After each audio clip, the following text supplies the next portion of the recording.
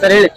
ಇವತ್ತಿನ ದಿನ ಕಲಬುರಗಿ ಭೂ ಒಡ್ರ ಸಮಾಜದ ವತಿಯಿಂದ ಮತ್ತು ದಲಿತ ಪರ, ರೈತ ಪರ, ಹಿಂದೂ ಪರ ವಿವಿಧ ಸಂಘಟನೆಯ ಸಂಯುಕ್ತದಲ್ಲಿ ಇವತ್ತಿನ ದಿನ ಈ ಒಂದು ಕಲಬುರಗಿ ನಗರದಲ್ಲಿ ಬೃಹತ್ ಪ್ರತಿಭಟನೆ ಹಮ್ಮಿಕೊಳ್ಳುವ ಮುಖ್ಯ ಉದ್ದೇಶ ಏನಪ್ಪಾ ಅಂತಂದ್ರೆ, ಇತ್ತೀಚಿನ ದಿನಗಳಲ್ಲಿ ಏನು 21/4/2026 ಏನು ಬಡ ಕೂಲಿ ಕಾರ್ಮಿಕ ಸೂರ್ಯಕಾಂತ್ ಪ್ರತಿನಿತ್ಯದಂತೆಯೂ ಸಹ ಆ ದಿನ ಏನದ ಅಲ್ಲೇ ಗುತ್ತೇದ ಆಂಧ್ರ ಮೂಲದ ವ್ಯಕ್ತಿ ಹತ್ರ ಏನದ ಏನು ಗೌಂಡಿ ಕೆಲ್ಸಕ್ಕಂತ ಹೋದ ದಿನ ಏನದ ಗಾಜಿಪುರ್ ಬಡಾವಣೆಯ ಒಬ್ಬ ಖಾಸಗಿ ವ್ಯಕ್ತಿಯ ಕಾಮಗಾರಿಯಲ್ಲಿ ಏನು ಬಹುಅಂತಸ್ತಿನ ಕಟ್ಟಡದಲ್ಲಿ ಕಾಮಗಾರಿ ಮಾಡುವಾಗ ಆ ಗುತ್ತೇದಾರ ಆ ಕಾರ್ಮಿಕನಿಗೆ ಮುಂಜಾಗ್ರತಾ ಕ್ರಮ ವಹಿಸದೇ ಇರುವುದಕ್ಕಾಗಿ ಏನು ಮೂಲಭೂತ ವಸ್ತುಗಳಾಗಿರ್ತಕ್ಕಂಥ ಹೆಲ್ಮೆಟ್ ಅನ್ನಾಗಿರ್ಲಿ, ಜಾಕೆಟ್ ಆಗಿರ್ಲಿ, ಇನ್ನಿನ ವಸ್ತುಗಳನ್ನು ಕೊಡದೇ ಇದ್ದಿದ್ದಕ್ಕಾಗಿ ಏನದ ಆ ಒಂದು ಬಿಲ್ಡಿಂಗ್ ಕಾಮಗಾರಿಯ ಸಂದರ್ಭದಲ್ಲಿ ಆಯಾ ತಪ್ಪಿ ಕೆಳಗಡೆ ಬಿದ್ದು ಎರಡೂ ಕಾಲುಗಳನ್ನ ಮತ್ತು ಬಲಗಾಲಿನ ಒಂದು ಮೊಳಕಾಲನ್ನು ಸಂಪೂರ್ಣವಾಗಿ ಚೂರಾಗಿರ್ತದ.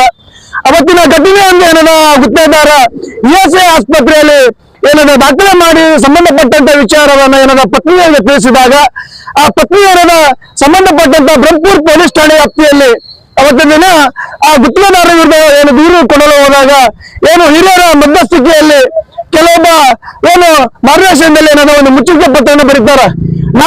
ನಾವೇನ್ ಬೇಕಪ್ ಮಾಡಿಲ್ಲ, ಇದು ತಪ್ಪು ನಮ್ದಾಗ್ಯದ, ತಪ್ಪಿನ ಪರಿಹಾರವಾಗಿ 7 ಲಕ್ಷ ರೂಪಾಯಿ ಏನದ ನಿಮ್ಮ ಏನು ಆಸ್ಪತ್ರೆಯ ಒಂದು ವೆಚ್ಚವನ್ನು ಸಹ ಭರಿಸ್ತೀವಿ, ಮತ್ತೆ 6 ತಿಂಗಳವರೆಗೆ ನಿಮ್ಮ ಕುಟುಂಬವನ್ನ ನಾವು ಏನು ಸರಿಯಾಗಿ ಏನೋ ವಿಚಾರ ಮಾಡ್ಕೊಂಡು ನೋಡ್ಕೊಳ್ತೀವಿ ಅಂತ ಹೇಳಿದ್ರು.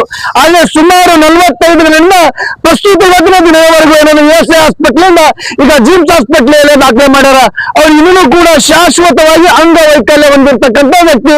ಇವತ್ತು ಯಾಕೆ ವಿಚಾರ ಒತ್ತು ಹೇಳ್ತಾ ಇದ್ದೀವಿ ಅಂದ್ರೆ 45 ದಿನ ಆದ್ರೂ ಕೂಡ ಅವನ ಮೇಲೆ ಕ್ರಿಮಿನಲ್ ಪ್ರಕರಣ ದಾಖಲೆ ಆಗಿಲ್ಲ. ಮತ್ತೆ ಆ ಕುಟುಂಬಕ್ಕೆ ಸೌಜನ್ಯಕ್ಕೋಸ್ಕರ ಒಂದು ದಿನನೂ ಸಹ ಏನೋ ಬಂದು ಏನಾಗ್ಯದ ಏನಿಲ್ಲ ಅಂತ ವಿಚಾರಣೆ ಮಾಡಿಲ್ಲ. ಮತ್ತೆ ಸಂಬಂಧಪಟ್ಟಂತ ಅವರ ಪತ್ನಿ ಸೋದರಿ ಕವಿತಾ ಅವರು ಏನೋ ಅವರಿಗೆ ಫೋನ್ ಮಾಡಿ ಏನಂತ ಹೇಳ್ತಾನೆ, ನನ್ನಿಂದ ದೊಡ್ಡ ದೊಡ್ಡ ಮಂದಿಗಳು ಅದಾರ, ಕಾರ್ಮಿಕ ಸಂಘಗಳು ಅದಾರ, ಪೊಲೀಸ್ ಇಲಾಖೆ ಅದ, ನನ್ನಿಂದ ರಾಜಕಾರಣಿ ಅದಾರ, ಇವತ್ತು ನಿನ್ನ ಗಂಡಗಾದಂತ ಗದ್ದೆ ನಾವೇ ನಿಮಗೂ ಕೂಡ ಅದೇ ರೀತಿ ನಾ ಮಾಡ್ತೀನಿ ಅಂತ ಪ್ರಾಣ ಬೆದರಿಕೆ ಹಾಕಿದ್ದು ಕೂಡ ಇರ್ತದ.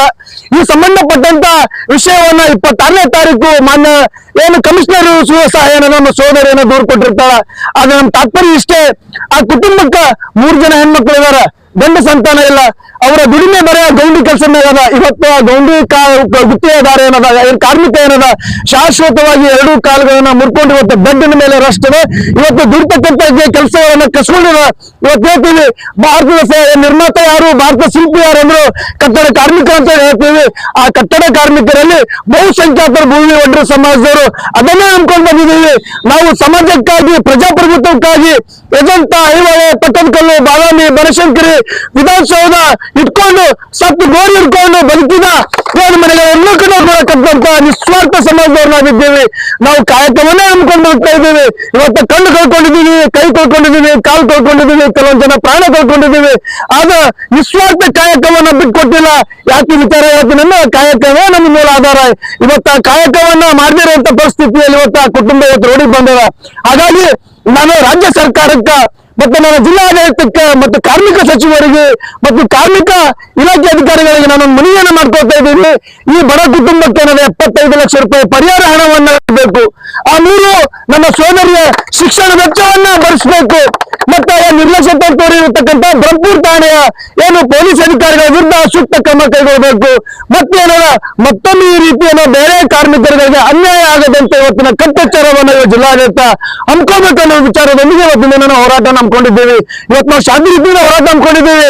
ಒಂದು ವೇಳೆ ನಮ್ಮ ಬೇಡಿಕೆ ಏನಾದ್ರೆ ಹೋದ್ರೆ ನಾಳೆ ಏನದೆಲ್ಲ ನಮ್ಮ ಸಮಾಜದ ಸಮ್ಮುಖದಲ್ಲಿ ಎಲ್ಲ ಸಂಘ ಪರ, ರೈತ ಪರ, ಎಲ್ಲ ಗಣ್ಯ ವ್ಯಕ್ತಿಯ ಸಮ್ಮುಖದಲ್ಲಿ ಕಲಬುರಗಿ ಬಂದ್ ಕರೆ ಕೂಡ ಸಹ ಕೊಡ್ತೀವಿ ಅಂತ ವಿಚಾರವನ್ನ ಇವತ್ತಿನ ದಿನ ನಾನು ಹೇಳಕ್ ಇಷ್ಟಪಡ್ತಾ ಇದ್ದೀನಿ.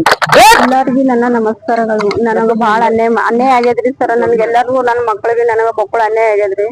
ಅವ್ ಮಕ್ಕಳು ಕೊಲೆ ಬೆದರಿಕೆ ಹಾಕಾಗತ್ತೇನ್ರಿ ನಮಗ. ನೀವೇ ಎಲ್ಲರೂ ಕಲ್ಸಿ ನನಗ ರಕ್ಷಣೆ ಕೊಡು ಅಂತ ಹೇಳ್ತಿಸ್ ನಿಮ್ಗೆ ಎಲ್ಲಾ ಜನತೆಗೆ ನನ್ನ ವಿನಂತಿ ಮಾಡ್ಕೋತೇನ್ರಿ. ನನ್ನ 3 ಮಕ್ಕಳು ಅವರಿ, ಅವರೇ ದುಡಿಯಕಂತಾರ, ಅವರೇ ನಮ್ಮ ಮನೆಯವರೇ ನಮ್ಗೆಲ್ಲ ಸಾಕ್ತಾ ಅಂತವ್ರು. ಆದ್ರೆ ಅವ್ರಿಗೆ ಹಾಸ್ಪಿಟಲ್ ಅಲ್ಲಿ ಹರಾರಿ ಎಲ್ಲಾನು ಟ್ರೀಟ್ಮೆಂಟ್ ಅವ್ರು ಅದ್ರಾಗ ಬೆಡ್ಡಿನ ಮೇಲೆ ನಡೆದದ್ರಿ.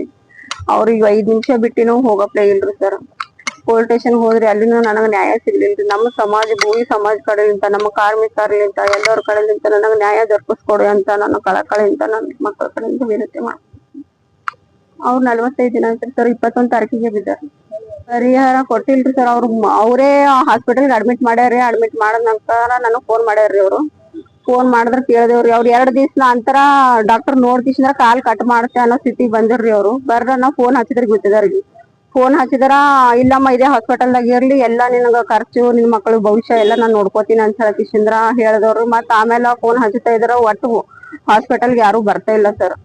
ನಾನೇ ಒಬ್ಳೇನೇನ ಅವ್ರು ಇದು ಮಾಡಾಕತ್ತೀನಿ ಸರ್. ಅಂದ್ರ ಫೋನ್ ಹಚ್ಚಿದಾರ ನನಗೆ ಅವಶ್ಯಕ ಶಬ್ದಲಿಂತ ಅದು ಕೊಲೆ ಬೆದರಿಕೆ ಹಾಕಾಗತ್ತನ್ರಿ. ಆಯ್ತು ಪೊಲೀಸ್ ಸ್ಟೇಷನ್ ಹೋಗಿ ಬಂದ್ರು, ಲೆಟರ್ನು ಬರ್ದ್ ಕೊಟ್ರಿ ಅವ್ರು. ಪರಿಹಾರ ಕೊಟ್ರಿ ಸರ್ ಅಂತ ಕೇಳಕ್ ಹೋದ್ರ ನನಗ ಧಮಕಿ ಹಾಕಾಗತ್ತಾರ್ರಿ. ನಿಮ್ ಗಂಡ ಇದ್ದು ಸತ್ತಂಗ ಆದ್ರ ನಿನ್ ಮಕ್ಳಿಗೆ ನಿನಗ ಜೀವ ಸಹಿತ ಬಿಡಲ್ಲ. ನೀ ಅಲ್ಲಿ ದೊಡ್ಡ ದೊಡ್ಡ ವ್ಯಕ್ತಿ ಹತ್ರ ಹೋಗ್ತೀವಿ, ನೋಡಮ್ಮ ಹುಷಾರಾಗಿರು ಅಂತ ನನಗ್ ಕೊಲೆ ಬೆದರಿಕೆ ಹಾಕಾಗತ್ತಾನ. ಎಲ್ಲರ ಕಡೆ ನಿಂತ ನನ್ ಕೈ ಮುಗಿದು ವಿನಂತಿ ಮಾಡ್ಕೋತೀನಿ, ನನ್ಗೂ ನನ್ ಮಕ್ಳಿಗೆ ರಕ್ಷಣೆ ಕೊಡುವಂತ ಕೈ ಮುಗಿದು ಕೇಳ್ಕೊತೀನಿ. ಆಂಧ್ರದವ್ರ ಹರರಿ. ಅವ್ರ ಹತ್ರ ನಮ್ ಮೈದನ ಆಗ್ಲಿ, ನಮ್ ಫ್ಯಾಮಿಲಿ ಇಡೀ ಫ್ಯಾಮಿಲಿನೇ ಅವ್ರ ಹತ್ರ ಕೆಲಸ ಮಾಡುತ್ತೆ ಸರ್. ಆದ್ರೆ ನಮ್ ಇದಕ್ಕ ನನ್ ಗಂಡನ್ ಫ್ಯಾಮಿಲಿ ಯಾವುದು ಜಾಸ್ತಿ. ಅವ್ರು ನಮ್ಮ ಮೈದನ ಶ್ರೀಕಾಂತ್ ಮಂಜಳಕರ್ ಅಂತ ಹೇಳಿ ಅವ್ರು ಕೂಡ ಅವ್ರ ಪರವಾಗಿ ಮಾತಾಡ್ತಾ ಇದಾರೆ ಸರ್. ನನ್ ಪರವಾಗಿ ಮಾತಾಡ್ತಾ ಇಲ್ರಿ. ಒಬ್ಬೊಳೆ ಪೊಲೀಸ್ ಸ್ಟೇಷನ್ ಹೋದಾಗ ಅವರು ಪೊಲೀಸ್ ಸ್ಟೇಷನ್ ಎದುರುನು ಹಂಗೆ ಹೇಳ್ಯಾರ್ರಿ. ಅವ್ರ ಪರವಾಗಿ ಮಾತಾಡಕತ್ತಾರ್ರಿ ಅವ್ರು. ಹಾಗಾಗಿ ಎಲ್ಲರೂ ನನಗ್ ಸಮಾಜ ಅದರಿ, ಭೂವಿ ಒಡ್ಡರ ಸಮಾಜ ಆಯ್ತು, ನಮ್ಮ ಕಾರ್ಮಿಕರ ಸಮಾಜ, ಎಲ್ಲಾ ಸಮಾಜ ಅವ್ರು ನನ್ ಹೆಲ್ಪ್ ಮಾಡಿ ನನಗ ನ್ಯಾಯ ದೊರಕಿಸ್ಕೊಡಿ ಅಂತ ನಾನು ಕಳಕಳಿಯಿಂದ ಎಲ್ಲರಿಗೂ ವಿನಂತಿ ಮಾಡ್ತೀನಿ.